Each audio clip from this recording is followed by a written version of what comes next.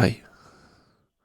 In this video I will turn on COLLIDE 4, which is a collaboration between Joranalogue Audio Design and Heinbach. I will turn this module on for the very first time. Please be warned, this is a very complex, well, it can be a very complex module. So if you came here to understand what COLLIDE 4 is and, well, what a lock-in amplifier is, this is not the video for that. But I will, of course, make well, one or several videos going deeper into what lock-in amplifiers are and what COLLIDE 4 is, because it's not just a lock-in amplifier in modular format, it's more.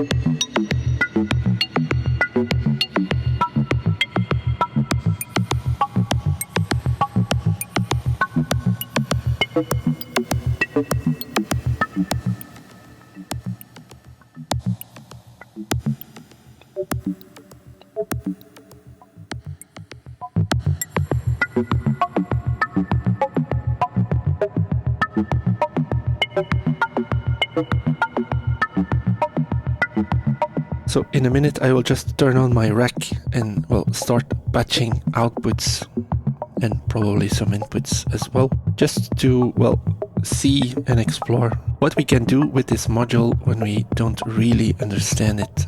I have found a video that actually succeeds in explaining what a lock-in amplifier is and how it works in a few simple and very easy to understand steps. So I watched that video once again last night, and I've just read through the manual, or I glanced at the manual a few minutes ago, just so I'm not completely flying blind here. Let's turn on my rack. So right from the bat, it's not very clear to me which output is actually just an oscillator, but since these two here are labeled OSC, I'll just patch one of these. Let's go through the oscilloscope here.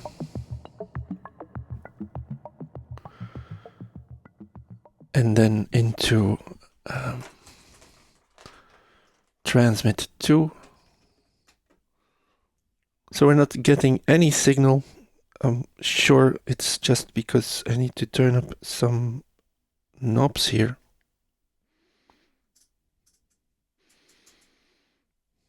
So let's just try this. Let's switch to audio. Aha! There we go. Maybe I should use longer cables. I think that's better. So we're using the oscillator. I'm not sure if it's 1 or I. At this point, it really doesn't matter. So this is just, from what I remember from the manual, I'm guessing this is just the reference oscillator. And since it's a sine wave, it's no use filtering it. So the time constant is kind of a low pass filter. Well, not kind of, it is a low pass filter.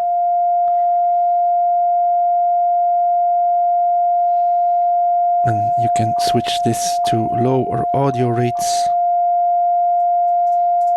This switch here is for the input section, which you can access here. So we're not using any inputs, so it's not doing anything.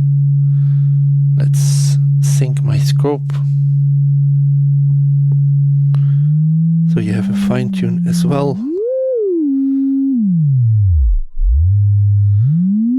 There's an oscillator symmetry knob. This has something to do with the through zero linear FM. When nothing is patched into the through zero linear FM jack, it just provides additional frequency control of a reference oscillator.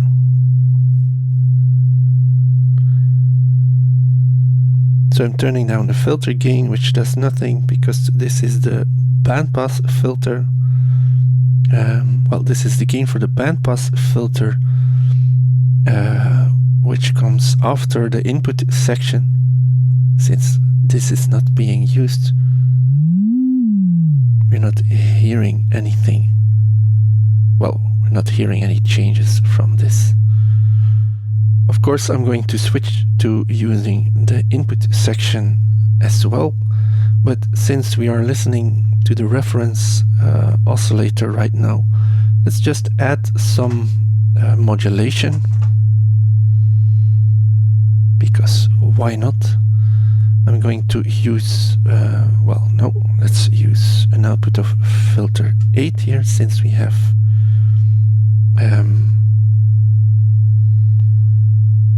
these attenuverters anyway.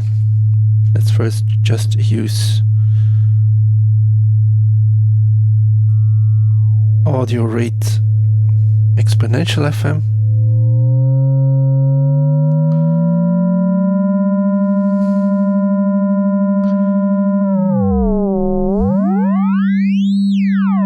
Well, nothing unexpected here, but well, it's very cool that we have this feature in this already complex module.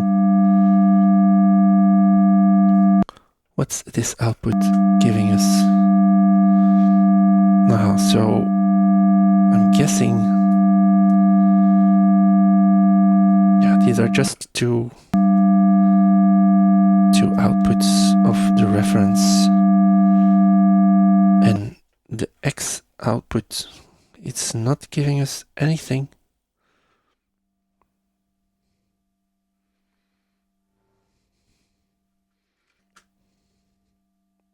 No. So this is already an output, or this is a pair of outputs that uses some kind of computation with the input signal, and I'm guessing since there's nothing there, we're not hearing anything. By the way, anything that I'm saying in this video, take it with a few chunks of dirty sand. So yeah, that's frequency modulation exponential. Let's use the through zero linear. Is it linear? I'm not sure if it's linear. It is linear.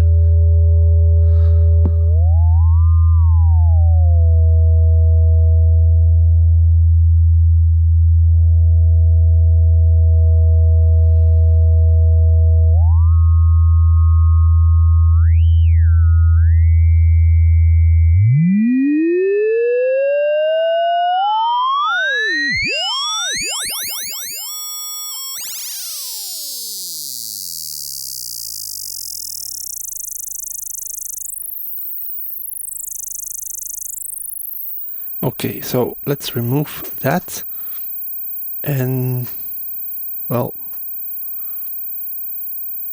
let's use an output of generate 3 here to patch into the input. And I'm going to use the positive input here. There's 2. You can see these as just 2 inputs that are mixed together, with one being inverted, the in minus. But let's just use the positive input. Let's monitor this signal first so we know what we are sending into Collide 4. Let's make it a little bit stronger here.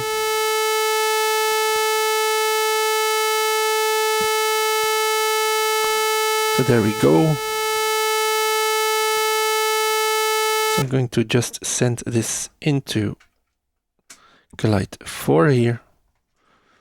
And then let's use the monitor output for now. The monitor output shows us the signal from the input going through the bandpass filter before it's going through all the other computations. So let's see what we're getting here. Probably nothing because we have this knob set to off. There we go.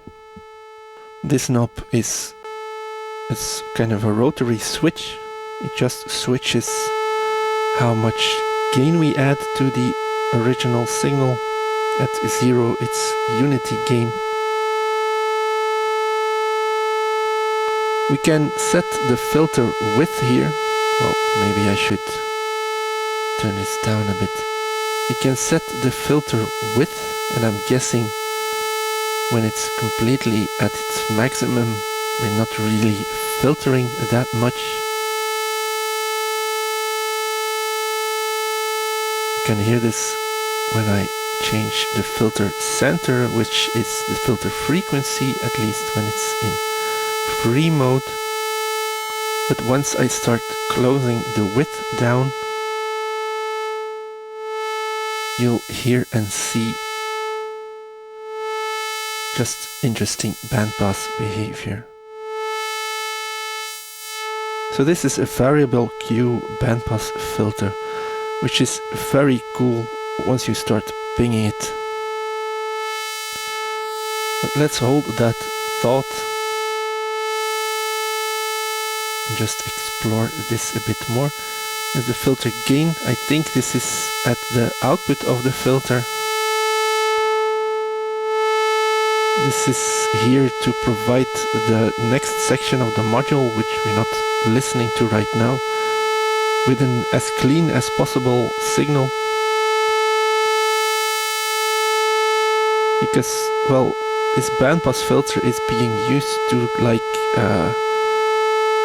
narrow down the source we're sending in, because lock-in amplifiers are generally used to, well, find small repetitive signals within noise. So if we can narrow down the part of the signal that we are actually using, so filtering out a lot of the noise that's on either side of our signal that we want to extract or analyze.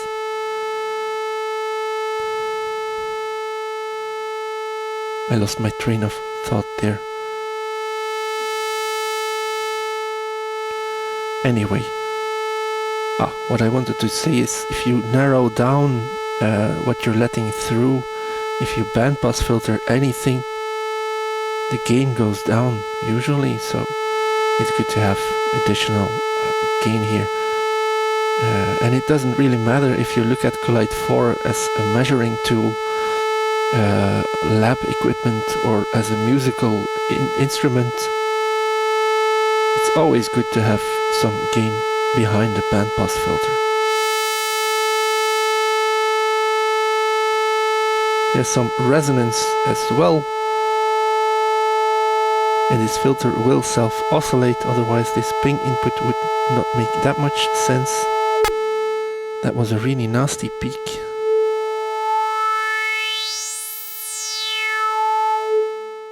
But well, that's to be expected when you turn up the resonance of a filter that much, and when you tune the filter frequency to the same frequency as the source. So this track and free switch here determines what the function of this filter frequency knob is. When you set it to track, this will kind of track the tuning of the reference oscillator, and the knob will just determine the offset to this, well, to the frequency set with the coarse and fine-tune controls of our reference oscillator, which we're not listening to right now. We're still listening to a signal from Generate 3. Let's switch this to track again. Oh wow. Okay, so let's listen to... Well, let's try this first oscillator output again. So this is really just the output for the reference oscillator. Yes. Without anything from the input. Well, so let's listen to the accent, I should say, and Y accent outputs. Yes, this was kind of what I was expecting. Let's turn this down.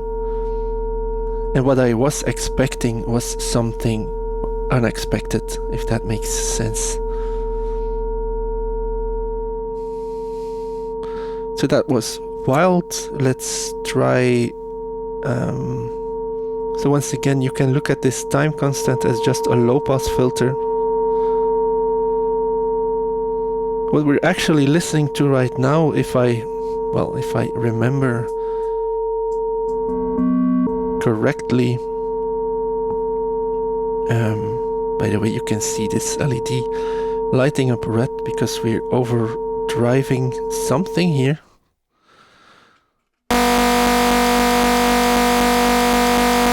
Why are we suddenly... I have to turn down the resonance. That's the problem.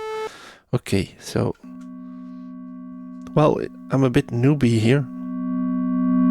But, well, that's the entire point of this kind of video.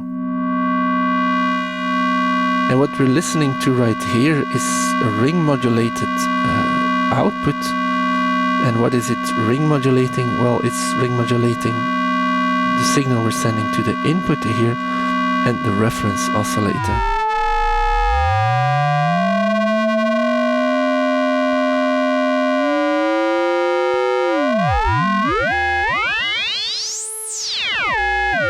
And in a real lock-in amplifier, well, this is a real lock-in amplifier, but if you remember what I said, these are usually used to extract tiny repetitive signals from within noise,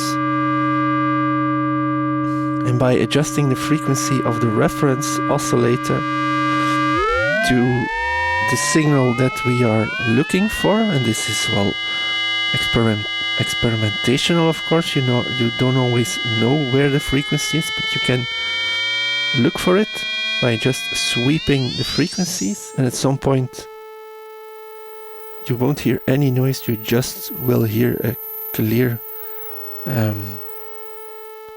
frequency, clear oscillation. I'm not going to try doing that here because that's not the point of this video, and really not the point of this module either. It's just here to experiment with and see what cool sounds we can get out of it. Okay, so maybe let's change the frequency of generate 3 here.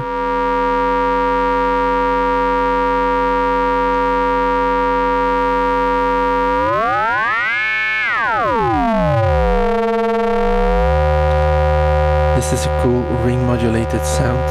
Now I can still use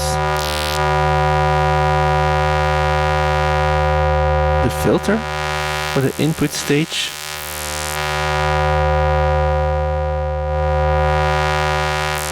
So we're just ring modulating the filtered output. Well, so we are ring modulating the filtered version of the input signal. And if you don't want to filter the input section, you just turn the filter width completely open.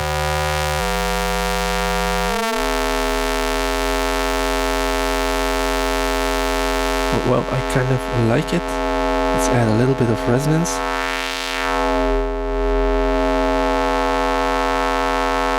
Let's turn down the frequency of the reference oscillator.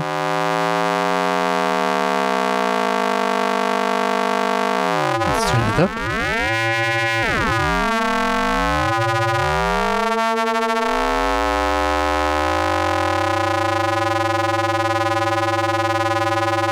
Let's turn down the time constant, which is a low pass filter.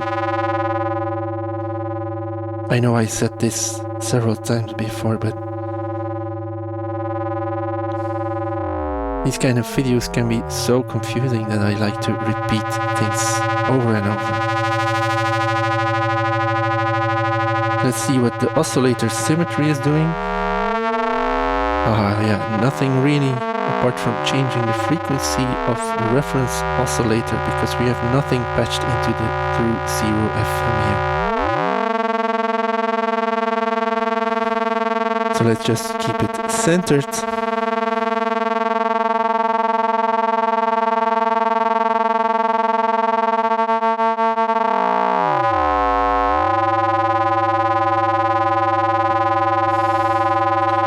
Right now we have this switched here to set to axis Y, which I think means that our, well,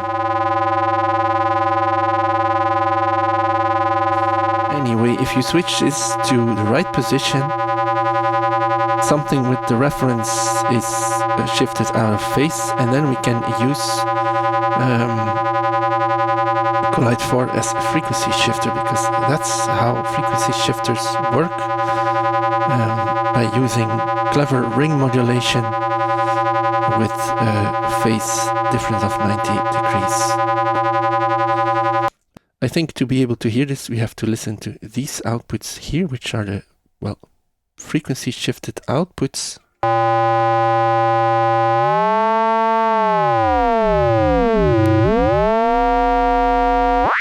And I think we choose downwards shifting or upwards shifting with this knob.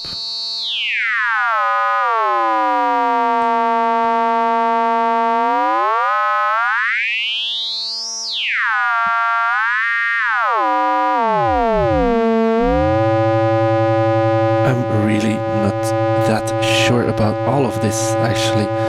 Let's also monitor this output here. I'm not going to send it through data, but just through the interface. So we are getting a stereo signal here.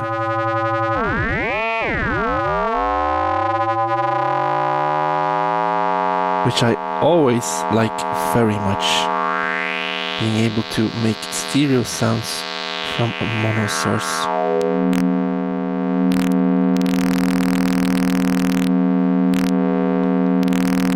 So we are clipping, maybe we're just clipping data, I'm not sure.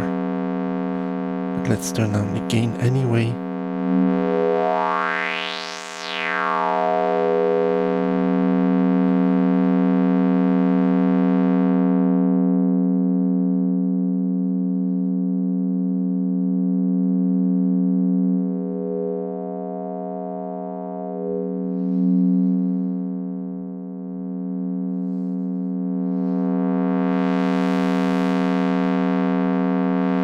And of course you have complete control over all of this with CV as well,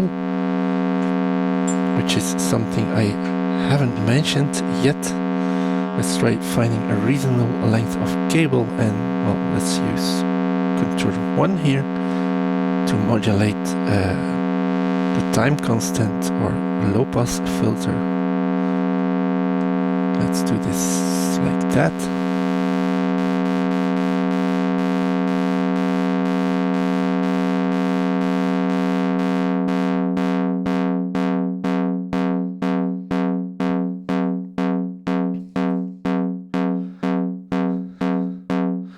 And I think at this point you start realizing why Heinbach jumped on board of this interesting Collide 4 train.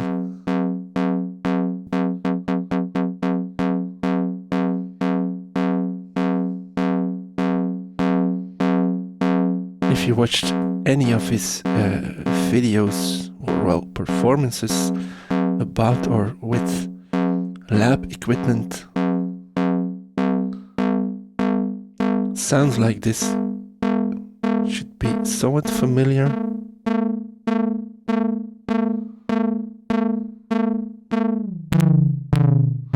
I'm clipping again. I'm really thinking it's just data. Sometimes data has a really hard time with loud signals.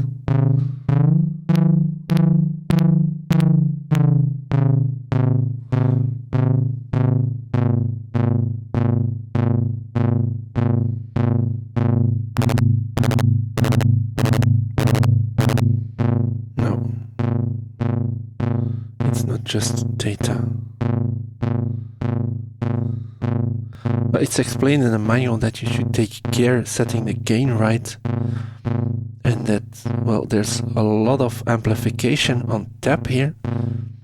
But, well, if you turn it up too much with already strong signals, you most certainly will clip, which is to be expected if you start amplifying Eurorack signals within the Eurorack environment. Well, it's easy to keep them in check as well because we have these two controls here.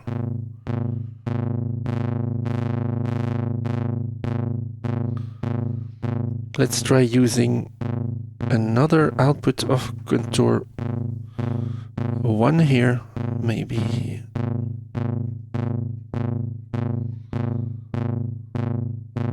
like the fall output. Maybe we can use this for just exponential FM.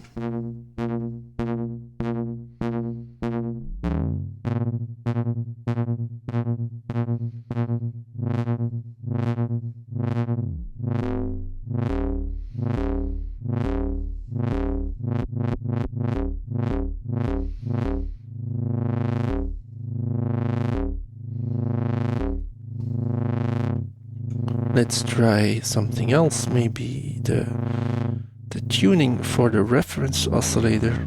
Where is this? I think it's this input. I really like this.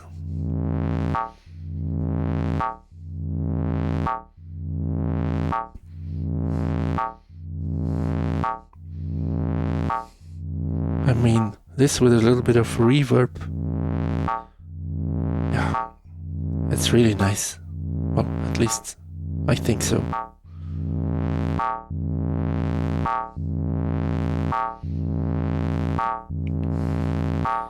Let's use another output of contour 1. Let's take the rise output to control, well, maybe the filter here.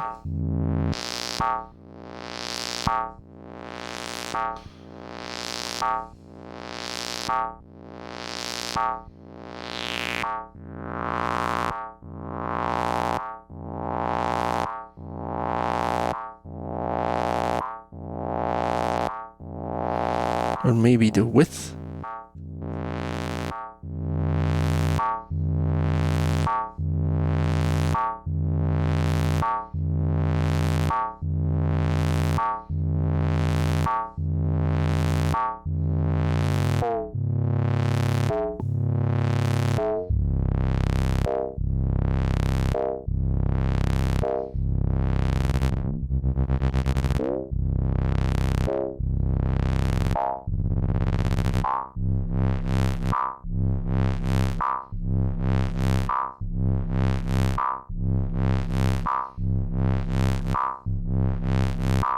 Let's start sliding these down till we're at audio rate modulation.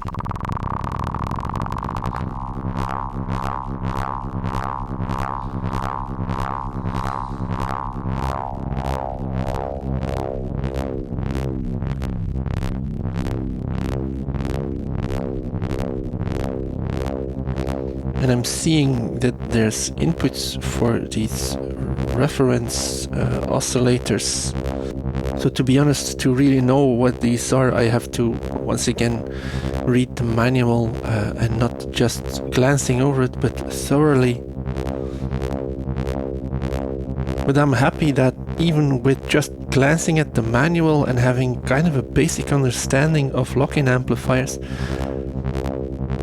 I was able to explain some of the functions of this module already. And I don't want to boast that I can understand things quickly. Really, my point is here that it's not that difficult of a module.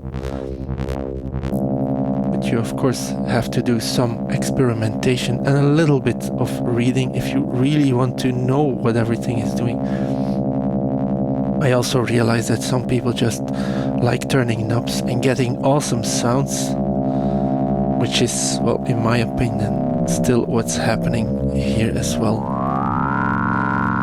So now I've sent the output of filter 8 here, which is in audio rate and self-oscillating, into the X input here.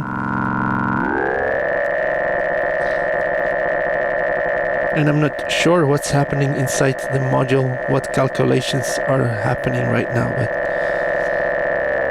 I am sure of the fact that I like how this sounds.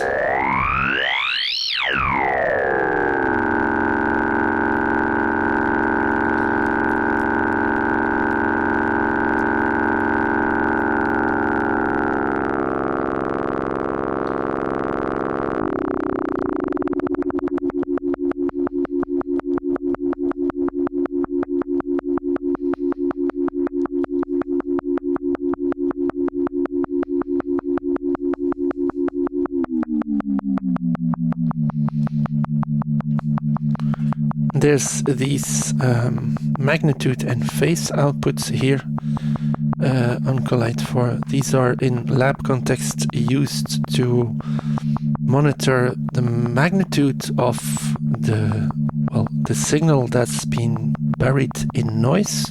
And it also shows the phase relationship between the reference oscillator inside the lock-in circuit and the signal at the input. But well, in a modular context, we can just use this as modulators. These are strictly positive signals, by the way. Oh. Let's just send this into the frequency modulation of filter 8. And let's see if we can change a few parameters to make it sound differently.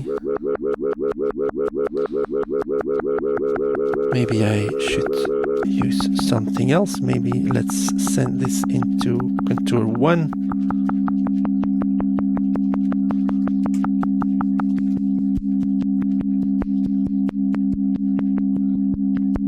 Now we're getting some interesting feedback happening.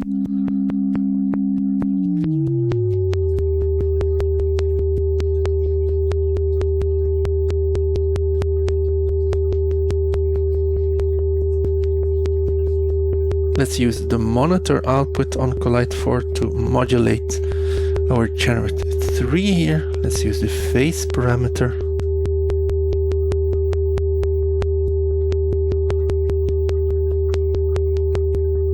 And again, we're just listening to the outputs here on Collide 4, and we're using the X accent minus Y accent and the X accent plus Y accent outputs. These are the pitch shift outputs of Collide 4.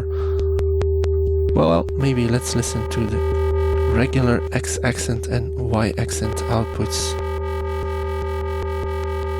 because these are, well, interesting as well.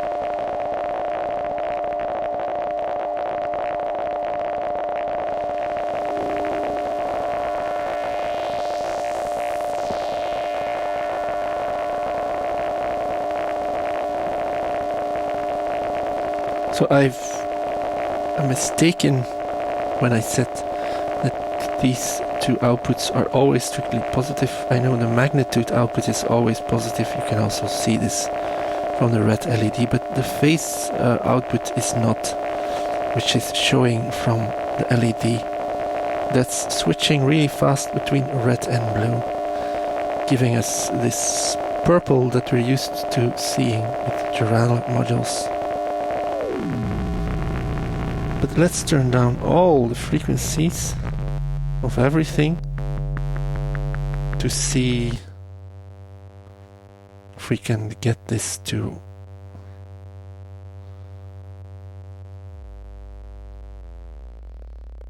yeah. Now we're able to see the two colors here.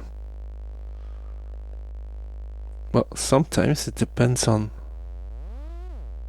how I set this. Anyway, let's pull everything out and just listen to how this thing sounds when pinged. Let me try out a few things because I'm doing something wrong here. I'm missing something.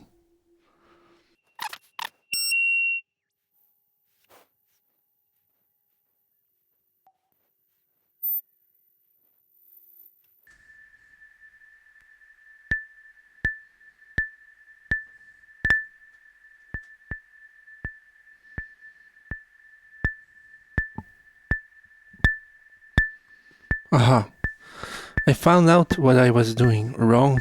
You should not turn down this knob to off, because then both the input signals are, well, turned off, but also the ping input is turned off.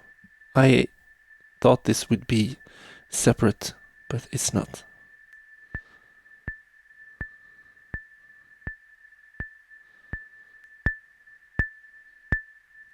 So now we can start playing around with this pinged Collide 4. Always take care when monitoring filters that you want to ping, and by monitoring I mean like your speakers or headphones. I have my volume turned down really low always because, well, I have some hearing issues. But if you're used to listening at higher volumes, please take care when pinging filters. Let's narrow down this bandpass filter. Wow, you can really make these small clicky pings. Yeah, variable Q bandpass filters are really, really nice to ping.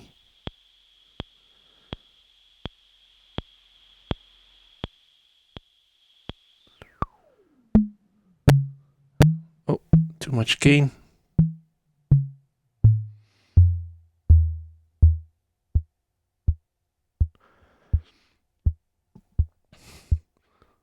So that's a Heinbach kick drum there for you. I know Heinbach once made a video about his small modular portable case where he tried to mimic his test equipment setup.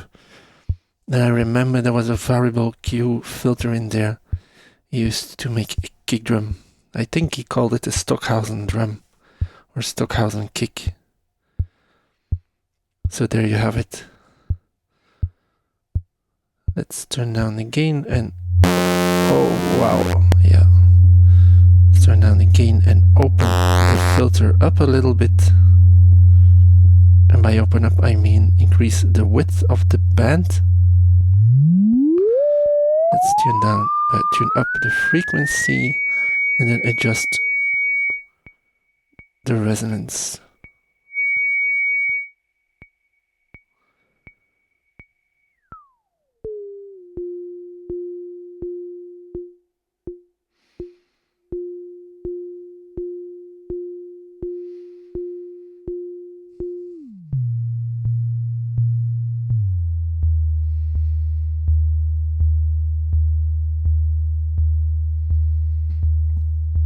I wonder if I can introduce some soft clipping or if it's always going to be hard clipping. Yeah. Okay, so let's explore. Let's turn on the main level here on transmit 2, just so I don't blow up my interface. Let's explore this hard clipping territory a bit.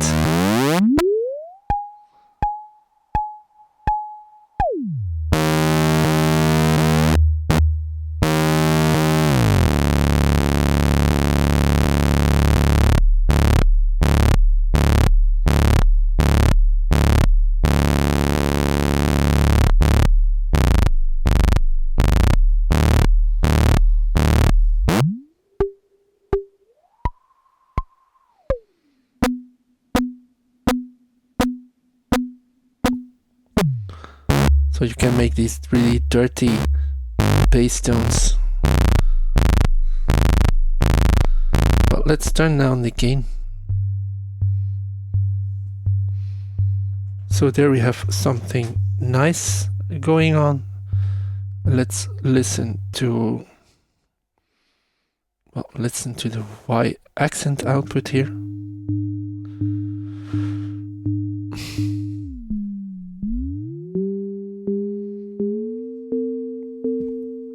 Which incorporates the reference oscillators.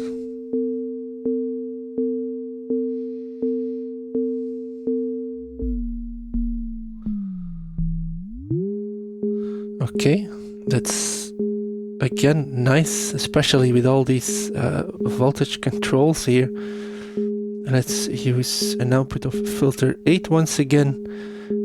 Self-oscillating at audio rates to 0 frequency modulate.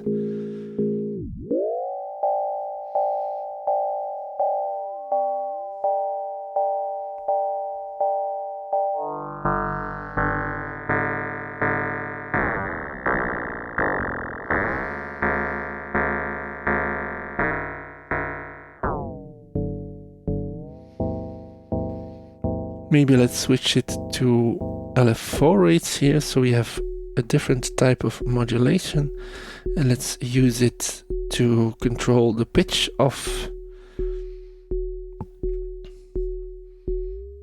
the reference oscillator.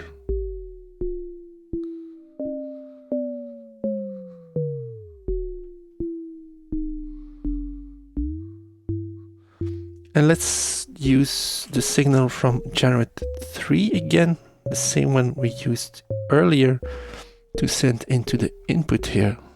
I'm really curious what's going to happen.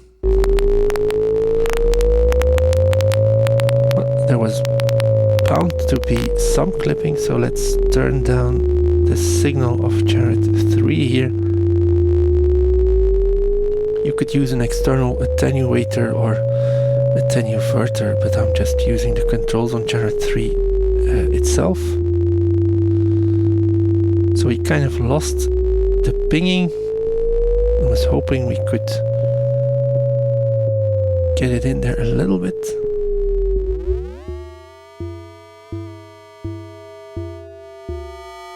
Aha, but Generate 3 was tuned really low, drowning our DC ping.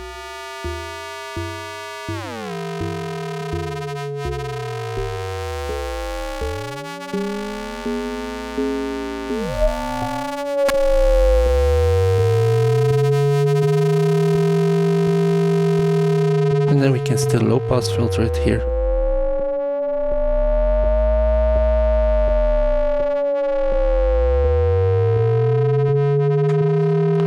And maybe let's try some feedback patching here. Let's use the phase output to change well, maybe the center of the filter, although I expect there will be some clipping at some frequencies. Oh, no, this is nice.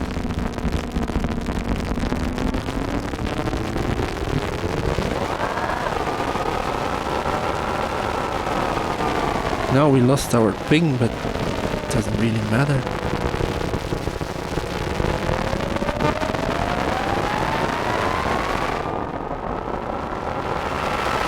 Okay, that's cool. Let's use this. Maybe let's use the magnitude output to modulate. Well, maybe the low pass filter here.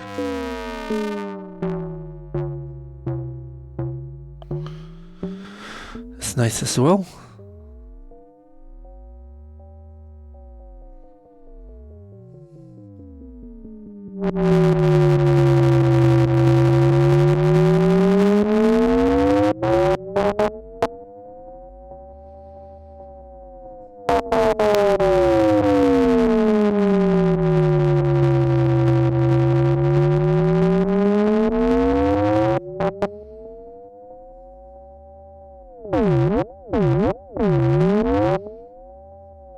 Let's use an output of contour 1 to change the frequency of the reference oscillator.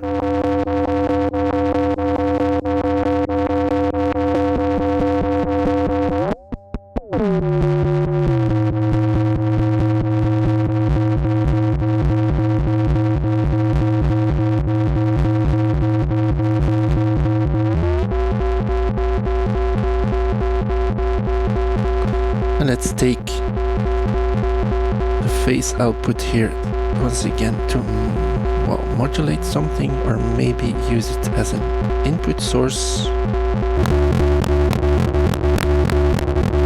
Oh, that's interesting as well. And well, to finish things off, let's listen to this in stereo. Let's take this as a left and that as the right.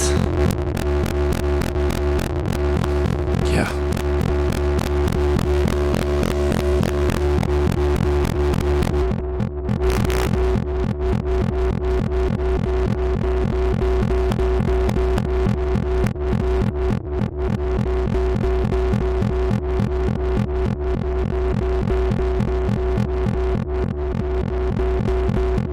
Well, this turned out even more interesting than I had thought. And I mean the module, not my video or my explanations here, because once again, take everything I said with a grain of salt, because frankly, I'm not sure what I'm doing here. But of course, there will be future videos where I will show you a little bit more methodical things with Collide 4.